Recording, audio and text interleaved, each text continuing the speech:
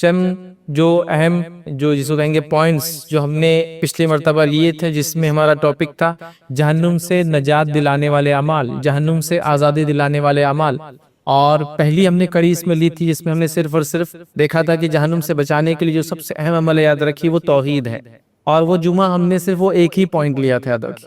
اس کے بعد پھر ہم نے دوسرے جمعہ میں اور 4 اضافی پوائنٹ دیے تھے، جس میں ہم نے دیکھا تھا کہ وہ کون سے اعمال ہیں جو جہنم سے ہم کو نجات دلا سکتے ہیں، اور اس میں ہم نے اخلاص دیکھا تھا، تقوی دیکھا تھا، اور بھی چیزیں بہرحال اس طرح سے اس کے اندر ہم نے شامل کی تھی یاد رکھی۔ اب آئیے آگے ہم بڑھتے ہیں، اور وہ چند اعمال جن اعمال کے کرنے سے کہ انسان جہنم سے بچ سکتا ہے اور جنت میں داخل ہو سکتا ہے۔ اور یہ بات بھی ہم سب جانتے ہیں کہ اللہ رب العزت نے قرآن میں یہ بات بیان کر دی، جو آیت میں نے آپ کے سامنے تلاوت کی۔ اللہ فرماتا ہے اور کہتا ہے فَمَن زُحْزِحَ عَنِ النَّارِ وَأُدْخِلَ الْجَنَّةَ فَقَدْ فَازَ، کہ جو جہنم سے بچا لیا گیا اور جنت میں ڈال دیا گیا وہ یقیناً کامیاب ہو گیا۔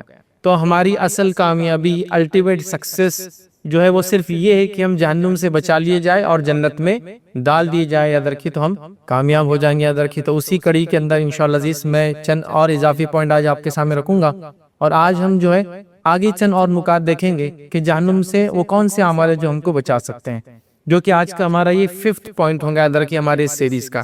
تو 5واں وہ عمل جس کے کرنے سے کہ انسان جہنم سے بچ سکتا ہے اور جنت میں اس کو داخلہ مل سکتا ہے، جہنم سے وہ نجات حاصل کر سکتا ہے، تو یقیناً وہ جنت میں جائیں گے یاد رکھیے، وہ ہے روزے کا رکھنا یاد رکھیے۔ روزہ یاد رکھیے، بڑی اہم چیز ہے یاد رکھیے، صوم یاد رکھیے، سیام، روزے یاد رکھیے، یہ بڑی اہم چیز ہے یاد رکھیے، اور یہ جہنم سے نجات کا بڑا اہم ذریعہ ہے۔ اسی لیے ہم دیکھتے ہیں کہ شریعت کے اندر کئی چیزوں کے کفارے میں روزے کا حکم دیا گیا۔ اگر آپ نے قسم توڑ دی تو روزہ رکھ لو اس کے بدلے اتنے تک، اگر نظر مانی تھی توڑ دی تو روزے رکھ لو اس کے اتنے، حج کے اندر فلاں عمل میں کچھ کوتاہی ہوگی تو کچھ اعمال کے اندر روزے رکھ لو اس کے کفارے کے اندر، ساتھ میں قربانی وغیرہ بھی یاد رکھ۔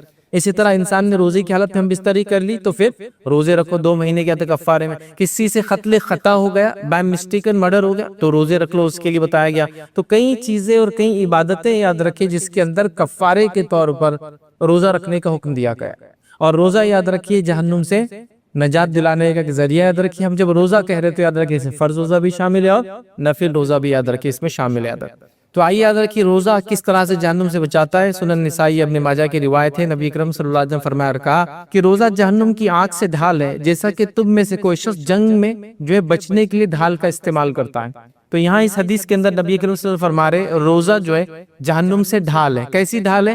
جیسا کہ تم میں سے کوئی شخص آگ سے بچنے کے لیے، مطلب جنگ کے اندر جو اپنے آپ کو سیف گارڈ کرنے کے لیے ڈھال رکھتا ہے، روزہ اسی طرح سے یاد رکھیے ایک ڈھال ہے، آگ سے ڈھال ہے یاد رکھیے۔ تو ہمیں روزہ رکھنا چاہیے یاد رکھیے، روزہ آگ سے ڈھال ہے یاد رکھیے، مطلب آگ سے حفاظت کا ذریعہ یاد رکھیے۔ اور یہ نہ صرف ذریعہ ہے بلکہ ایک ایسا ذریعہ ہے کہ ایک دوسری روایت کے اندر آتا ہوا اتنا دور کر دیتا ہے، جو صحیح بخاری اور صحیح مسلم کی روایت ہے، آپ صلی اللہ علیہ وسلم فرما رہا جس شخص نے جو ہے اللہ کی راہ میں ایک روزہ رکھا تو اللہ تعالیٰ اس کے بدلے اس کے چہرے کو جہنم سے 70 سال کی مسافت دور کر دیتا ہے۔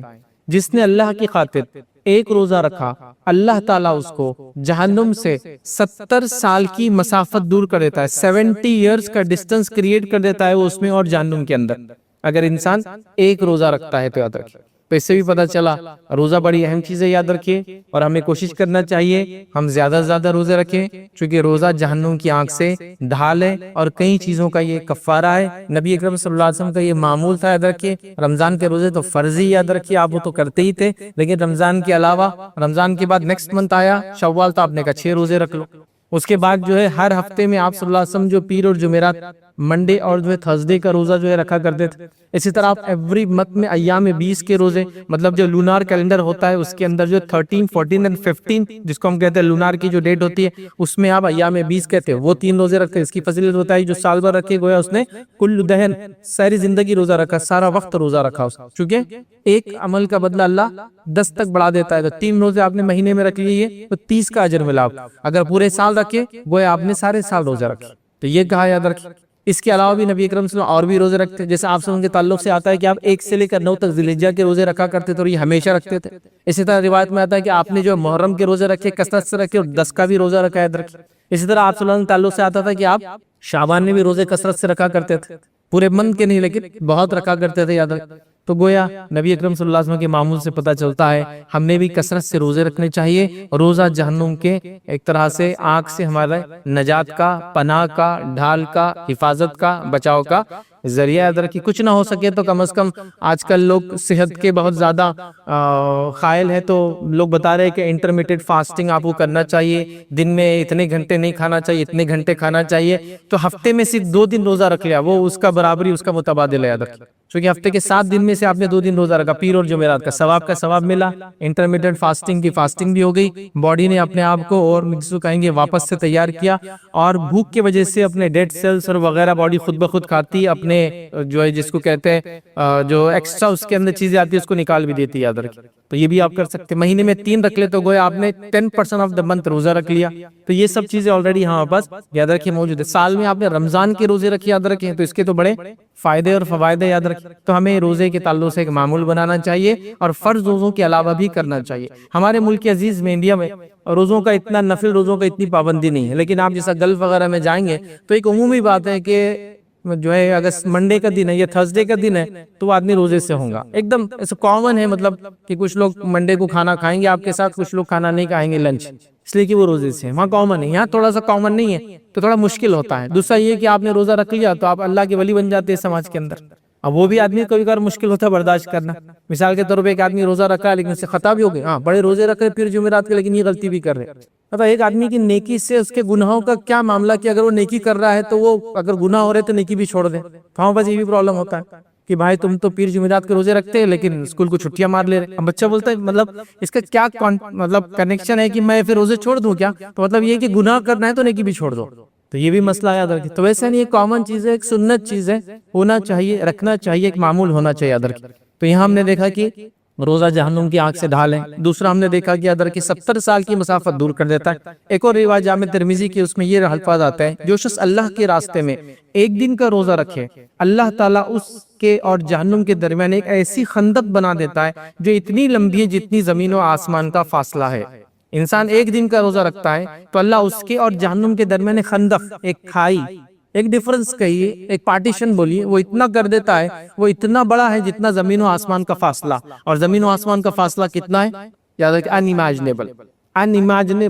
سائنس خود یہ کہہ رہی ہے کہ پہلا آسمان ہماری اس یونیورس کے بعد ہوں گا اس کے بعد.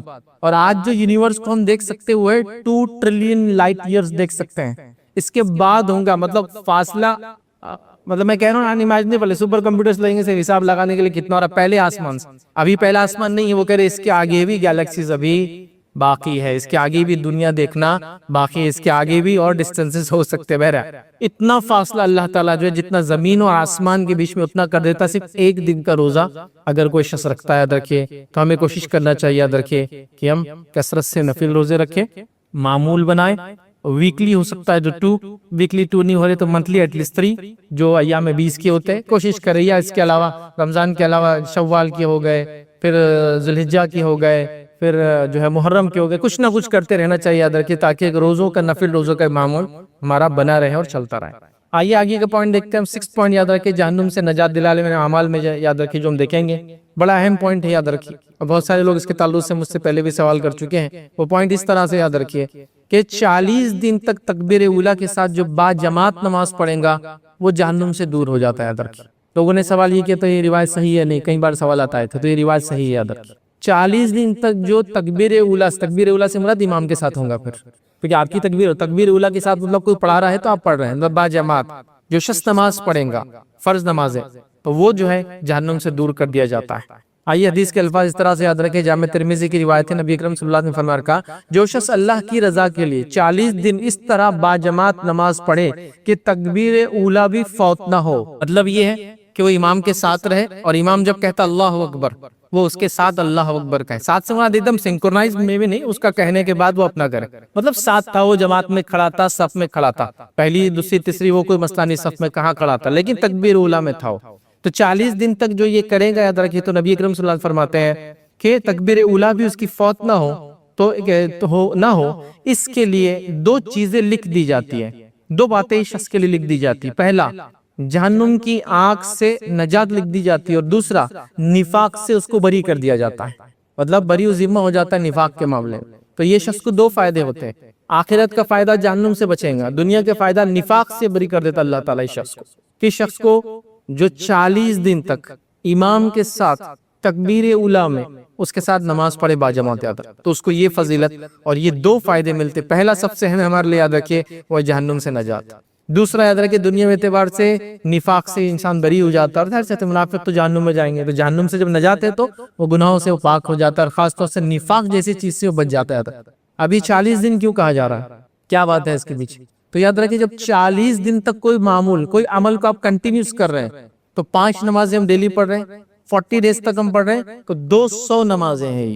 جب 200 نمازوں کو کنٹینیوسلی وقت پر امام کے ساتھ پہنچ کر تکبیر اولا کے ساتھ ہم پڑھیں گے, تو ظاہر سی بات ہے ہم کو لائف ٹائم عادت ہو جائیں گے اس کی. یہ اصل چیز ہے یاد رکھیں, ہم اس کے عادی بن جائیں گے. اگر کوئی اس کو یہ معنی میں لے رہا ہے کہ میں 40 دن تک تکبیر اولا کے ساتھ نماز پڑھوں گا, جس کے لیے میں کچھ لوگ اپوائنٹ کر دوں گا, پی ایس وغیرہ, جو مجھے لے جا کے کھڑے کر دے صف میں, اگر میں لیٹ ہو رہا ہوں تو امام کو کہے رک جائیے وہ صاحب آ رہے ہیں, پھر وہ کر لوں, پھر 40 دن کے بعد میں کہوں کہ اب نماز کی مجھے ضرورت نہیں چونکہ جہنم سے میں بری ہو گیا, نفاق سے میں بچ گیا. تو یہ تو اس نے کسٹمری مطلب اس کا سطحی فائدہ جس کو کہتے ہیں وہ اٹھایا, لیکن بنیادی فائدہ یہ تھا کہ جو 40 دن تک پابندی کے ساتھ, اب تکبیر اولا مطلب جب جماعت کھڑی ہو رہی تو اس نے وقت کی پابندی کی, مسجد پہنچا, امام کے پیچھے کھڑا رہا, اس کے بعد اس کے ساتھ نماز پڑھی, یاد رکھیے تو اس کو یہ فائدہ ملے گا. جب 40 دن تک یہ عمل کوئی کرتا ہے تو اس کو زندگی بھر عادت ہو جانی چاہیے. اور کچھ سائنٹیفک سٹڈیز بھی موجود ہے, یاد رکھیں کہ 30 ڈیز تک اگر آپ کوئی کام کو مسلسل کرتے رہے, چاہے تھوڑا سا کیوں نہ ہو, آپ کو لائف ٹائم وہ چیز یاد ہو جاتی ہے اور وہ کام آپ کر سکتے ہیں. لیکن یہ افسوس کی بات ہے, یہ تب ہوتا ہے جب مینٹلی ہم نے یہ سوچا کہ یہ کام کو ہمیں ہمیشہ کرنا ہے, جس کے لیے ہم 30 ڈیز کوشش کر رہے ہیں. رمضان آ رہا ہے, 30 دن تک عبادت ہے, روزہ, نماز, تلاوت قرآن, اذکار, صدقات ہم سب کر رہے ہیں, تہجد کا اہتمام, راتوں میں جاگ کر اللہ کی عبادتیں, مختلف چیزیں کر رہے ہیں. لیکن 30 دن کے بعد ہمارا مائنڈ بولتا ہے ہو گیا تم نے جو اچیو کرنا تھا اب چھوڑ دو. تو گویا وہ ذہن چونکہ ہم نے بنایا نہیں, تو ذہن نے اس کو یاد نہیں رکھا کہ مجھے لائف ٹائم نمازیں پڑھنا ہے. جب میں 150 نمازوں کو پڑھ رہا ہوں ایک ساتھ اور مسلسل پڑھ رہا ہوں, تو یہ کیوں نہیں کر سکتا ہوں؟ تو لیکن ہم اس کو تیار نہیں. ہم کیا کریں, قربانی کا مطلب ہی جانور ذبح کر دینا, نفس کی قربانی, وقت کی قربانی, مال کی قربانی, یہ سب نہیں. یہ اس کا معنی ہے جانور کو رسمی طور سے لانا, قربانی کرنا, اس میں بھی اگر میرے جانور نے تیرا چارہ کھایا اس میں لڑنا بھی اس کا, وہ قربانی کا جذبہ بھی نہیں آئے کہ ہم باپ کر دینا. تو ہم کسٹمریلی چیزوں کو کر رہے ہیں. اگر حقیقتاً کریں, چونکہ میں یہ 40 دن کا کیوں کہہ رہا ہوں, بہت ساری جگہ لوگ ایسے پروگرام آرگنائز کرتے, 40 ڈیز نماز کا اہتمام, سب ایک دوسرے کو اٹھا رہے, لیکن 41 دن سب غائب ہو جاتے ہیں. تو اس کا مطلب یہ جو حقیقی فائدہ تھا یہ نہیں اٹھایا. 40 دن آپ نے عبادت کی, لیکن اس کا فائدہ جو ہونا چاہیے تھا, باڈی کو عادت ہو جانا چاہیے تھا اس چیز کی, وہ چیز زندگی بھر کے لیے یاد ہونا چاہیے تھا, وہ نہیں ہو رہی. تو کوشش کریں, جس کو ہم عام زبان میں کہہ سکتے ہیں 200 قدم دور ہے ہم جہنم سے. مطلب صرف 200 قدم اٹھا لو, ہمیشہ کے لیے اس سے بری ہو کے نکل جائے گا.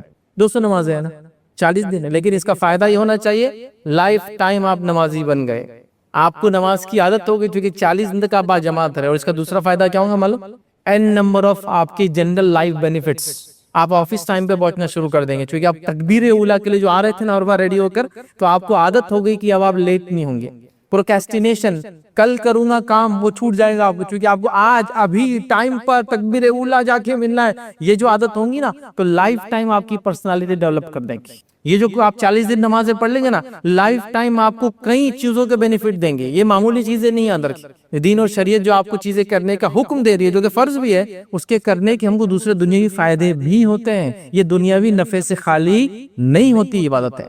ایک عام مسلمان بھی اگر نمازیں پڑھتا رہے, ریگولرلی 17 رکعت بھی پڑھے, جو کہ فرض ہوتی دن بھر میں, فجر کی 2, ظہر کی 4, عصر کی 4, مغرب کی 3 اور عشاء کی 4, تو 17 مرتبہ جو اٹھا اور بیٹھا, تو اس نے اتنی ایکسرسائز بھی تو کی. ہم ایکسرسائز کے لیے نماز نہیں پڑھتے, دیکھیے میں وہ نہیں بول رہا ہوں, کی نا, لیکن ایکسرسائز فائدہ تو ہوا نا اس کو. مطلب کچھ نہ بھی کرے تو اس نے 17 اسکواٹس کے نیچے بیٹھ کے اٹھائے ہو نمازوں کے اندر رکعتوں میں, تو یہ بینیفٹ بائی ڈیفالٹ اس کے اندر. ہم اس کے لیے نماز نہیں پڑھتے, ہم روزہ اس لیے نہیں رکھتے کہ ہماری صحت کا معاملہ صحیح رہے, ہم اس لیے رکھتے کہ اللہ راضی ہو.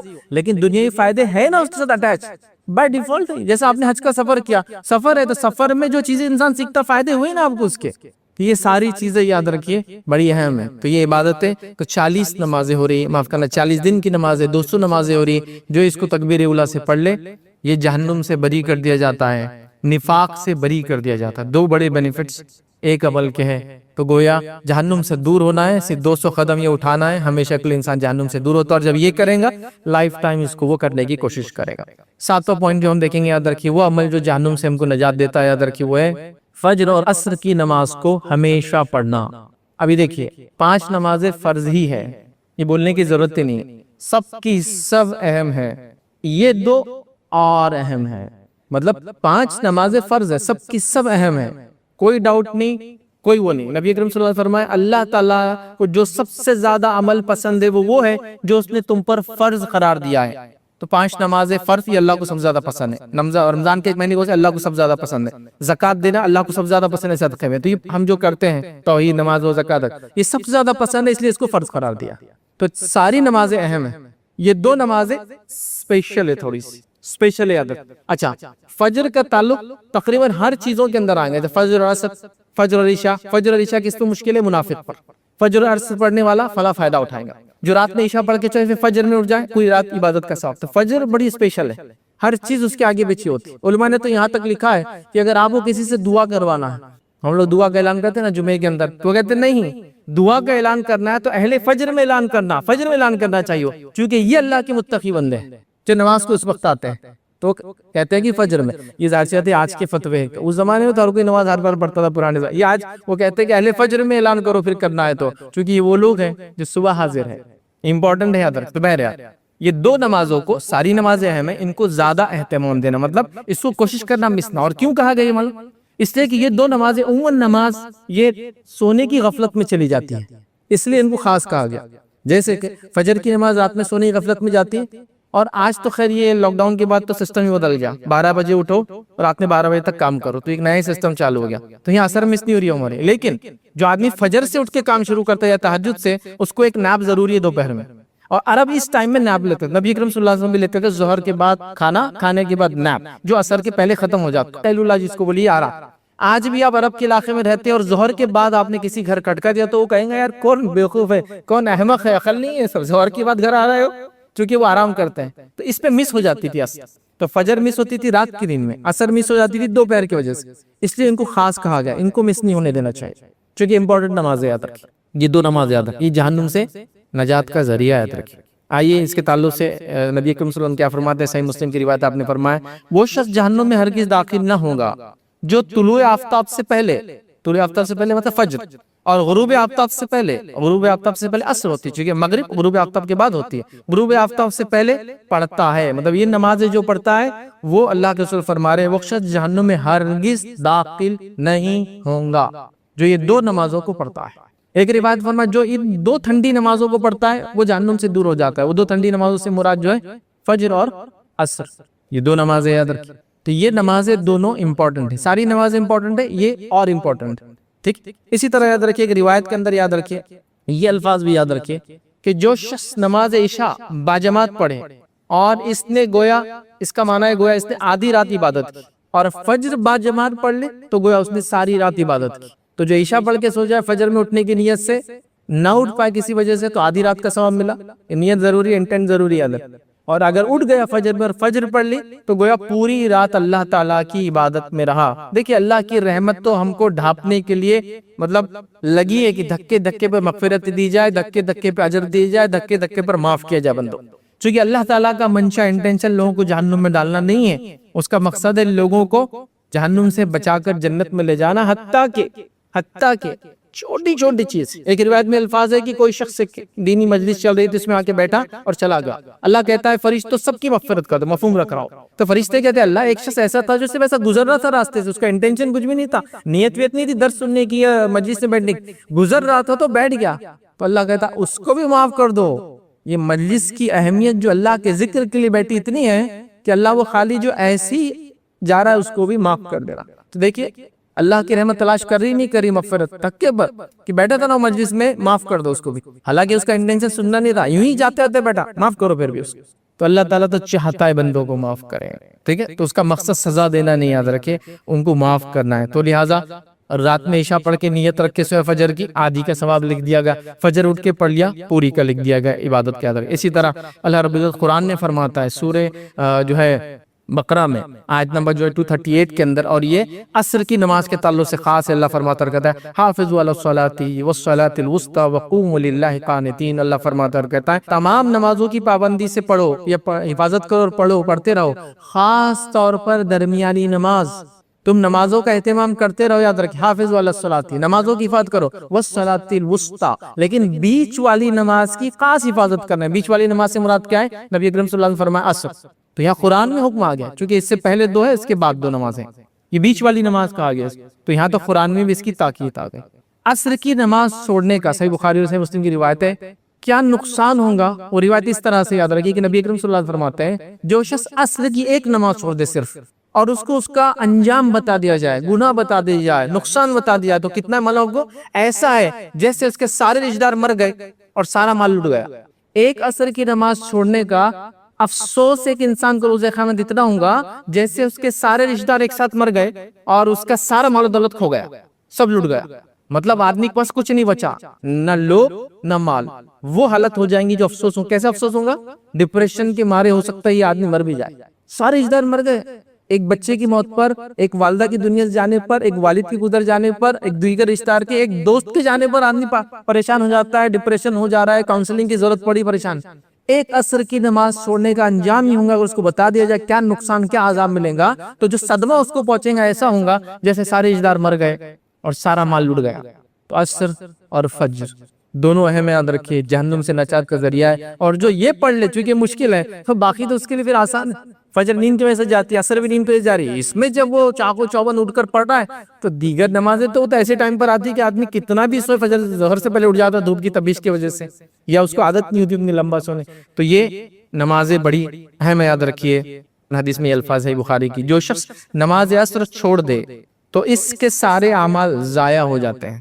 جو شخص نماز عصر بلا وجہ چھوڑ دے سارے اعمال، تو پہلی روایت میں آیا مال چلا گیا، رشتہ دار چلے گئے، اس روایت میں آیا اعمال بھی چلے گئے، سب کچھ لٹ گیا اس کا ایک طرح سے۔ کیا انسان کے پاس اعمال تو اصل چیز ہے، یہی تو وہ سکہ جو آخرت میں چلیں گا، نجات کا ذریعہ بنے گا، اب یہ بھی چلا گیا، تو اعمال بھی چلے گئے، رشتہ دار بھی چلے گئے، مال بھی چلے گیا، صرف عصر کی ایک نماز چھوڑنے کے نتیجے۔ ابھی تو فجر، ظہر ہے نا، اس کے بعد مغرب، عشاء، ان کے بڑے فضائل۔ فجر اور عشاء کی نماز کے تعلق سے ہم فرماتے ہیں اگر کسی کو اس کا ثواب بتا دیا جائے، اس کو چلنا بھی اگر نہ آئے تو وہ کیا کریں گے معلوم؟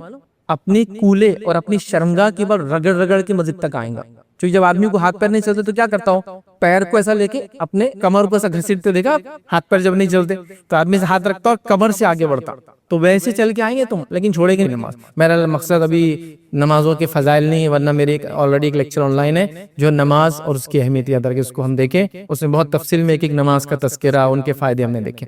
آئیے آگے بڑھتے ہیں، یاد رکھیے کہ یہ اعمال دیکھنے کے بعد کہ جہنم سے نجات دلا سکتے فجر اور جو ہے عصر، خاص طور سے 8واں جو ہم پوائنٹ دیکھیں گے، یاد رکھیے وہ عمل جو جہنم سے ہم کو نجات دلا سکتا ہے وہ کیا ہے؟ یاد رکھیے ظہر سے پہلے اور اس کے بعد 4 رکعت نماز پڑھنا، یہ بھی جہنم سے نجات دلا سکتا ہے۔ اب دیکھیں ظہر کی عام نمازیں جو ہے 4 موقعہ، 4 فرض اور 2 موقعہ، یہ نبی اکرم صلی اللہ علیہ وسلم کا معمول تھے، لیکن یہ جو روایت میں خاص ہے، مطلب یہ روایت کے اعتبار سے جس کو یہ فائدہ اٹھانا ہے تو اس کو ظہر سے پہلے بھی 4 پڑھنا پڑے گی اور ظہر کے بعد بھی 4 ہے، حالانکہ اللہ کے رسول 2 ہی پڑھتے تھے، وہ موقع ہے، لیکن یہ فائدہ اٹھانا ہے تو 4 پڑھنا پڑیں گے۔ اور ظہر سے پہلے کی 4 رکعتوں کی خصوصیت ہے، یاد رکھیے نفل نمازوں کو ہمیشہ 2 کر کے ہی پڑھنا چاہیے، 2 اور سلام، 2 اور سلام، یہی طریقہ ہے۔ جیسا کہ عصر سے پہلے آپ 4 پڑھتے تھے تو 2 سلام سے پڑھنا چاہیے، 1 سلام سے نہیں، 2 پڑھے سلام پھیرے، 2 پڑھے سلام پھیرے، یہ ایسے 4 ہونا چاہیے۔ تو نفل نمازیں جتنی بھی ہیں، موقعہ جتنی بھی، سب کی سب 2 کر کے، آپ تراویح پڑھتے ہیں 4 نہیں پڑھتے، 2 پڑھتے ہیں، تہجد پڑھتے ہیں 2 کرنا چاہیے، لیکن ظہر سے پہلے کی 4 کی خصوصیت ہے، آپ نے فرمایا ظہر کے پہلے کی 4 کو 1 ہی سلام سے پڑھنا چاہیے، یہ حالانکہ نفل ہے لیکن اس کو 1 سلام سے پڑھنا ہے، تو یہی ایک نفل نماز ہے جو 4 رکعت آپ پڑھ سکتے ہو، 1 سلام سے پڑھنا اس کو آتا ہے، اس کی فضیلت ہے۔ اور بعد میں انسان 4 رکعت اور پڑھے، اس کی فضیلت کیا ہے سنیے۔ آپ صلی اللہ علیہ وسلم فرماتے اور کہتے ہیں، جامع ترمذی کی روایت ہے، آپ نے فرمایا جو آدمی ظہر سے پہلے 4 رکعت اور اس کے بعد بھی 4 رکعت ہمیشہ پڑھتا رہے تو اسے اللہ تعالیٰ جہنم کی آگ اس پر حرام قرار دیتا ہے۔ جو شخص ہمیشہ 4 پہلے اور 4 بعد میں پڑھتا ہے، گویا اگر فرض ملا تو 12 رکعت ہو جاتی ہے، اس کو اللہ تعالیٰ جہنم کی آگ سے نجات دے دیتا ہے۔ اب کوئی یہ کہہ سکتا میں نے اب تک شروع نہیں کیا تھا، ابھی شروع کر دو۔ ہمیشہ سے مراد جتنا وہ کوشش کر سکتا ہے، کبھی وہ نہیں چھوڑتا ہے، آخر حد ظاہر سی بات ہے بیماریاں ہیں، سفر وغیرہ میں تو آپ کو چھوڑنا ہی پڑیں گے، ہمیشہ سے مراد زیادہ سے زیادہ بلا وجہ وہ نہیں چھوڑتا، یہ مانا لیا جائے۔ تو ہمیں چاہیے کہ 4 پہلے اور 4 بعد میں ظہر کا یہ معمول رکھے، نہیں ہے تو اس کو بنا لیں۔ ابھی دیکھیں میں نے کتنی آپ کے سامنے روایت رکھا، اس سے پہلے کی، اس سے پہلے کی، سب نماز سے متعلق۔ نماز بڑی اہم عبادت ہے، یاد رکھیں، یہ عبادتوں میں توحید کے بعد سب سے اہم عبادت ہے. یہ اتنی اہم ہے کہ علماء لکھتے ہیں کہ توحید اور نماز جو مکمل پڑھتا ہے اپنی فرض تو ہی اس کے روزے زکوٰۃ اور حج قبول ہوتا ہے. کنڈیشن لگا دی انہوں نے اس کی. جو آدمی توحید پر ہو اور نماز قائم کرتا ہو تبھی اس کی زکوٰۃ قبول ہے, تبھی اس کا حج قبول ہے, تبھی اس کے روزے قبول ہے. میں یہ نہیں کہہ رہا ہوں جو یہ نہیں کر رہا, نماز نہیں پڑھا تو اب روزے بھی نہ کر رمضان کی, میں نے نہیں پڑھا. چلو شروع تو کرو, کہیں نہ کہیں تو سٹارٹ تو لینا ہی پڑے گا, کہیں نہ کہیں توبہ کر کے آگے تو بڑھنا ہی پڑے گا نا. لیکن نماز اتنا اہم ہے کہ وہ کنڈیشن لگا دے توحید اور نماز دیگر اعمال کی قبولیت کی کنڈیشن. تو یہ بڑی اہم چیز. تو یہاں بھی آ گیا پھر دیکھیے ایک نماز کا تذکرہ, اس سے پہلے بھی آ گیا فرض نماز کا تذکرہ, یہ نفل نماز کا تذکرہ. جو یہ پڑھ لے 4 پہلے 4 بعد میں تو وہ جہنم سے آزاد ہو جاتا ہے, چونکہ جہنم کی آگ اس پر حرام قرار دے دی جاتی ہے. یاد رکھیے. آئیے 9 پوائنٹ ہم دیکھیں گے, یاد رکھیے, جو کہ آج کے اعتبار سے ہمارا یہ چوتھا پوائنٹ ہے. یاد رکھیے 5واں ہے بلکہ, وہ ہم دیکھیں گے. یاد رکھیے وہ ہے, یاد رکھیے اللہ کی ڈر کی وجہ سے رونا. یہ بھی انسان کو جہنم سے نجات دلانے والا عمل ہے. یاد رکھیے. اور اللہ کے ڈر سے رونا کسی کو کھلے میں بھی آ سکتا ہے, زیادہ افضل ہے کہ وہ اکیلے میں یہ کام کرے, لیکن ہو سکتا آ جائے. جیسے کہ مثال تو امام کچھ پڑھا رہا ہو نماز میں, انسان کو بات سمجھتی ہے تو اس کو رونا آ جاتا ہے, وہ نیچرل ہے. یاد رکھیے وہ ایک الگ بات ہے, لیکن کوشش یہ کرے کہ وہ اکیلے میں کرے, یہ زیادہ افضل زیادہ بہتر ہے. یاد رکھیے ٹھیک ہے. لیکن بہرحال وہ رونا آ سکتا ہے, اس کو کسی درس میں آ گیا, کسی بات کو سن کے آ گیا, اللہ کی رحمت کو سن کے آ گیا, اس کی مغفرت کو سن کر آ گیا, اس کے رحم کو سن کر آ گیا, اس کی جہنم سے ڈر کر کچھ بھی ہو سکتا ہے. لیکن اکیلے میں اس کی فضیلت ہے. لیکن بہرحال رونا خالص اللہ کے لیے, اور ظاہر سی بات ہے ساری عبادتیں خالص خالص خالص ہی ہے, کچھ بھی اس میں کسی اور کے لیے نہیں.